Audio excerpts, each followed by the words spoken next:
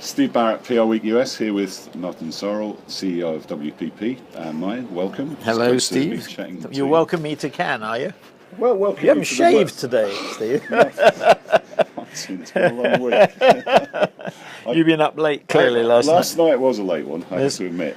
But it was I make sure I'm tucked up by about 11:30, 12 o'clock at night. I think you do the right thing. I mean, no parties. That's a good point, because you made some comments about Cannes yesterday. Publicis is pulling out for a year. You say it has become too much of a money-making exercise, as a gouging and upping of prices. And you actually talked about maybe moving it to another place, a more, Well, I wouldn't make that decision, but I think there are other locations which would be better, actually. Yeah. I don't think you want to create another CES. You don't want to, obviously, it's a core part of the business, what's happening in digital. But I think we lost sight of the original purpose. And I've talked to one or two of our competitors here, and I would say the feeling is one of concern. One of the agency heads did suggest trying to reposition Cannes, and I think that makes a lot of sense. How much does Cannes cost you? I mean, you've got entry fees, you've got a lot of money. The answer is too much. At one level you could say, well, instead of quotes unquote investing that money here, donate it to some social purpose.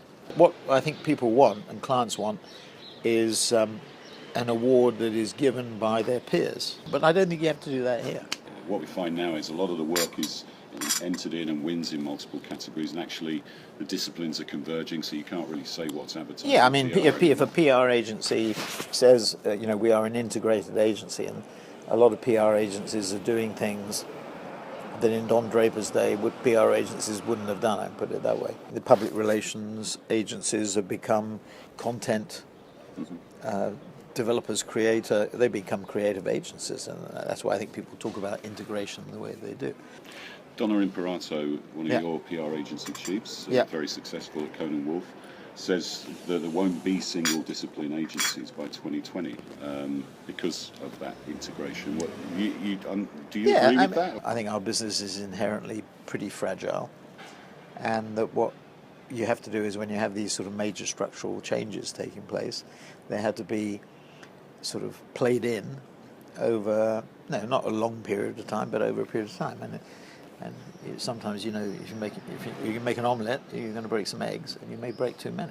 What's the future for media agencies? Because you've just merged MEC and Maxis. Well, what you've done now is 3 $1 billion agencies instead of 2 smaller MEC and Maxis individually with it. So you have Mindshare, you have MEC and Maxis together, and you have MediaCom. And then in addition to that, you have Essence. And then you have M Platforms, which straddles a part of which is Xaxis and Triad. So effectively you've got four agencies and then platforms above it. But if there's less reliance on big broadcast buying, big print buying, anyone can buy digital these days. I think that's a bit of an exaggeration. I don't think that's true. I mean, that sounds a little bit to me like procurement departments to say that buying media is like buying strawberries or buying sugar.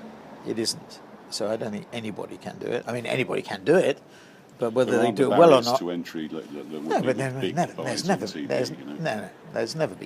barriers to entry. I mean, if I look at the destination of our media portfolio, which is 75 billion, the biggest destination of that is Google.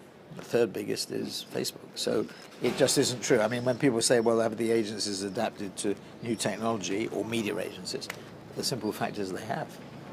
The other big players here this year, which maybe not so much in the past, is McKinsey, Accenture, IBM. So they're the scientists. They think they can become the artists. I mean, I saw a headline in the trade press where Accenture bought a very good creative agency in Australia called The Monkeys. Mm-hmm. And the headline read, Accenture buys culture. Well, if anybody consulted with Accenture as to whether you can buy culture or not, I think the Accenture consultants for significant fee would tell them that you couldn't. Media's is having a tough time. The business models, I don't think that. I can't let you slip away with that. The media part of the industry is still very strong. What's happening is there is heavy discounting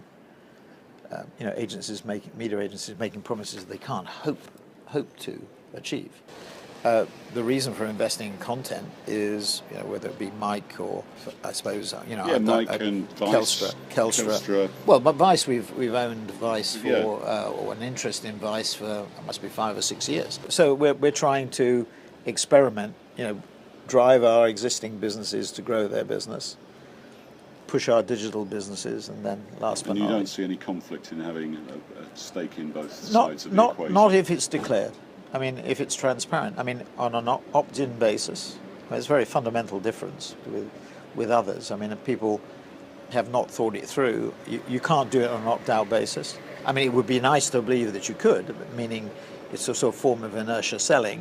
The client has had to go through the process of approving that formally, not by, as I say, inertia selling.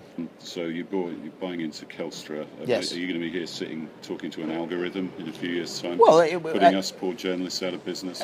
If I look at the sort of thing that Alex Jacowitz is doing with SJR and H&K and now in North America, it doesn't necessarily, it employs you. So there'll always be a home for you, Steve. Thank you. It means it acknowledges the importance of AI, of virtual reality, of other things that are being developed. And really what we're trying to do is understand, if Vice is valued at 5.7 billion, and we know we were the New York Times, that's valued at 2 billion, it tells you, and then people said to Shane, Shane years ago, maybe you were amongst them, you're crazy, young people don't like news. No, I've got a lot of time for Vice, great company, yes. And doing great things. So tremendous things, yeah. Good, so we're delighted to be part of it. Yeah. All right, well, thanks very for good. chatting. Thank you very much. Good to catch up. Good to see you. Enjoy the rest Thank you of very the much. And you.